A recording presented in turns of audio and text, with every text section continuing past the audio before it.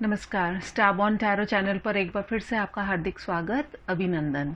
आज की रीडिंग में हम देखेंगे कि अभी आपकी एनर्जी इस समय कैसी हो रखी है। कौन सा ऐसा मेजर लेसन लाइफ का आप लोग अभी लर्न कर रहे हैं। देखते हैं। Dear spirit guides and angels, archangel Michael, the universe, please give me clear guided messages for my viewers.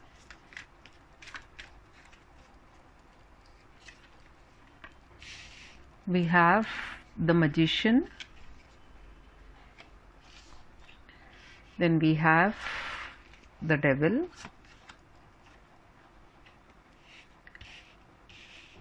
death, judgment, and the lovers. Below the deck energy है the high priestess. कहीं ना कहीं ऐसा लग रहा है कि अभी आपकी लाइफ में कुछ मेजर चेंजेस जो हैं वो आ रहे हैं और बेसिकली आपके लाइफ के सभी एरियाज़ में, जो मैं समझ पा रही हूँ इन कार्ड्स को देख करके, सभी एरियाज़ में कुछ ना कुछ ट्रांसफॉर्मेशन हो रखी है। लेकिन फिर भी हम देख लेते हैं टैरो से थोड़ा सा और कुछ चेंजेस क्या अभी आपकी जो एनर्जी है, कुछ ना कुछ आप मैनिफेस्ट कर रहे हैं। आपके वर्क लाइफ को भी लेकर के हो सकता है या आपके लव लाइफ को भी लेकर के हो सकता है। So we have the magician. Definitely आप मैनिफेस्ट कर रहे हैं अपनी हैप्पीनेस को, अपने इमोशंस के अंदर आप एक बैलेंस लेकर के आना चाहते हैं। डेविल का कार्ड किस लिए आया है? We have the king of swords. कुछ ना कुछ ऐसा है आपके आसपास कि जिसको लेकर के आप शायद बहुत ज़्यादा टू माइंड्स में हैं, या आपको क्लैरिटी नहीं आ रही है, या आप लोगों से या अपने किसी बड़े से या अपने जिससे भी आप गाइडेंस लेते हैं, आप शायद उनसे बहुत ज़्यादा इम्प्रेस्ड हो जाते हैं, तो आप अपना स्वयं का निर्णय नहीं ले पाते हैं। किसी ना किसी तरह की एडिक्शन भी हो सकती है आप लोगों में से काफ़ी लोगों को। डेथ का कार्ड आया है। डेफिनेटली आपकी लाइफ में जो भी सिचुएशंस हैं, कहीं ना कहीं उसमें क्लैरिटी आती हुई दिख रही है। एंड क्वीन ऑफ सॉर्ड्स का कार्ड जो है वो बेसिकली किसी भी तरह की नॉनसेंस को बर्दाश्त नहीं करता है। And that is what a major transformation is going to come in your life. Judgement का कार्ड हमें क्या दिखाना चाह रहा है? We have the 8 of wands. कहीं ना कहीं आप एक्सपेक्ट कर रहे हैं किसी तरह की कोई इन्फॉर्मेशन जो कि आपकी तरफ आए, जो आपको कुछ आगे अपनी लाइफ में जो है किसी तरह के निर्णय को लेने में आपको हेल्प करे। एंड द लवर्स का कार्ड हमें क्या बताना चाह रहा है? We have the page of cups. कहीं ना कहीं आप अपने दिल को थाम करके बैठे हैं, या आप किसी से जिससे भी आप इन्वॉल्व हैं, आप अगर इस कार्ड को देखेंगे तो इसके अंदर भी पास में ये हार्ट यहाँ पर दिखाई दे रहा है। सो बेसिकली आप हार्मनी चाह रहे हैं अपनी लाइफ के अंदर।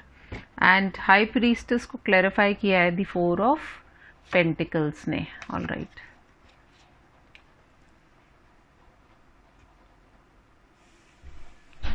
देख लेते हैं कि अभी जो आपकी एनर्जी है अभी हाल फिलहाल वो क्या है। आप ना किसी मिरेकल का इंतज़ार कर रहे हैं और आप हैप्पीनेस को भी चाहते हैं, मैनिफेस्ट भी कर रहे हैं उसे, बट कहीं ना कहीं आप निर्णय नहीं कर पाते हैं। किसी ना किसी तरह की सिचुएशन में आप स्टकअप हो जाते हैं, आप हेल्ड अप हो जाते हैं, जिसके चलते आपके ओवरऑल लाइफ में जो है अभी हाल फिलहाल बहुत सारा केओस में देख रही हूँ कि केओस हो सकता है। आप चाहते तो बहुत कुछ है करना, आप देख रहे हैं this person wants to do a lot of things, लेकिन ये कर नहीं पा रहा है, क्योंकि ये एक्शन का टाइम जब आता है तो ये अपनी तलवार नीचे रख करके और बैठ जाता है। वहीं कहीं ना कहीं क्वीन ऑफ सोर्ड्स का कार्ड जो आया है वो आपके इस ट्रांसफॉर्मेशन की तरफ इशारा कर रहा है कि अब आपको कुछ ना कुछ करने की ज़रूरत है। ये देखिए, ये तलवार उठ रही है इसमें।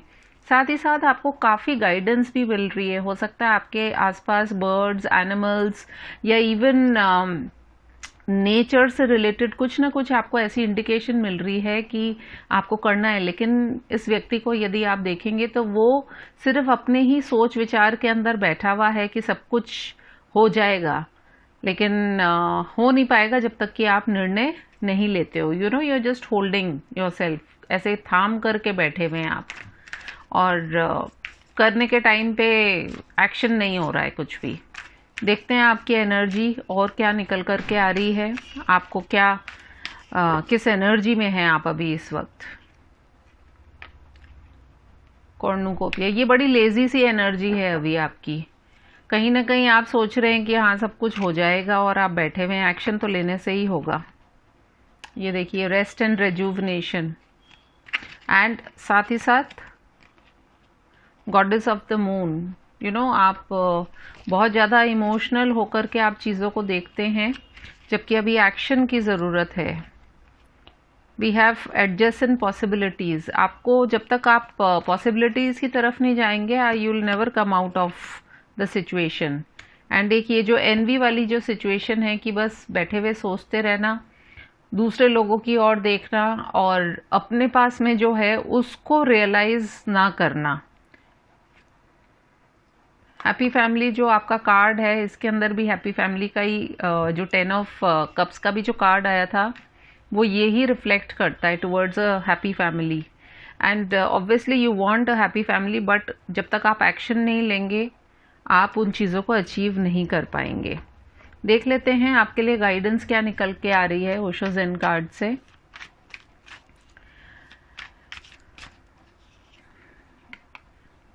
Sharing,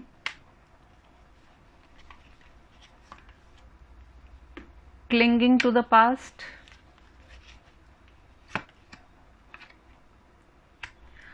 nothingness,